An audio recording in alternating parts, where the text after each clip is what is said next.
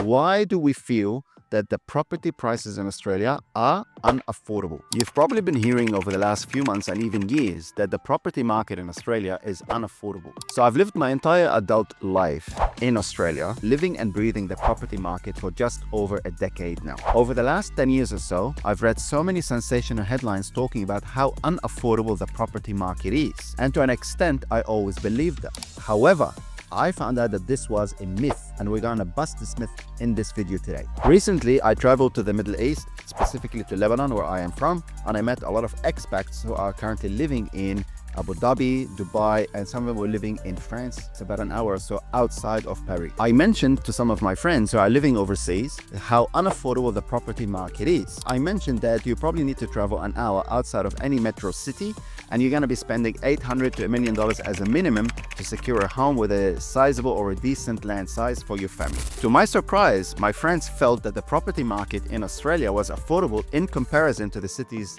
where they live in. As an example, one of my friends who lives 1 hour outside of Paris is renting a studio. The studio is very small, it's roughly 20 square meters, and he's paying $1,600 a month. So renting in the CBD of Melbourne, Sydney, and Brisbane was actually cheaper than renting in the suburbs of Paris. This friend of mine is contemplating moving about 30 minutes closer to the CBD of Paris, paying roughly 50 to 60% of his post-tax income in order to have a roof over his head while maintaining a close distance to his work. On the other hand, across our country in Australia, most people spend 30 to 40% of their post-tax income in order to secure a roof over their head. Here's where things got very interesting for me. I was showing my brother an opportunity or a house that I liked in Melbourne. It was 15 minutes from the CBD and it was selling for 1.5 million. I commented how, again, unaffordable property prices were in Australia. He did not agree with me and commented that a large 4-bedroom family home on a sizable land size of 500 square meters or so, 15 minutes from the CBD of a global city. In comparison, if you want to achieve a similar outcome in Dubai or Abu Dhabi, you'd be looking in excess of 1.5 million USD to secure, which is roughly 2.2 million plus AUD. Why do we feel that the property prices in Australia are unaffordable?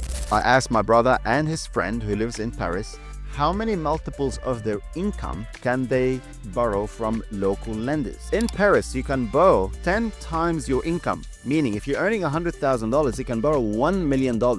And if you're earning $100,000 in Australia, you can only borrow $600,000. That's a whopping $400,000 difference that a Parisian is able to access in comparison to a resident in Australia. So what does this mean?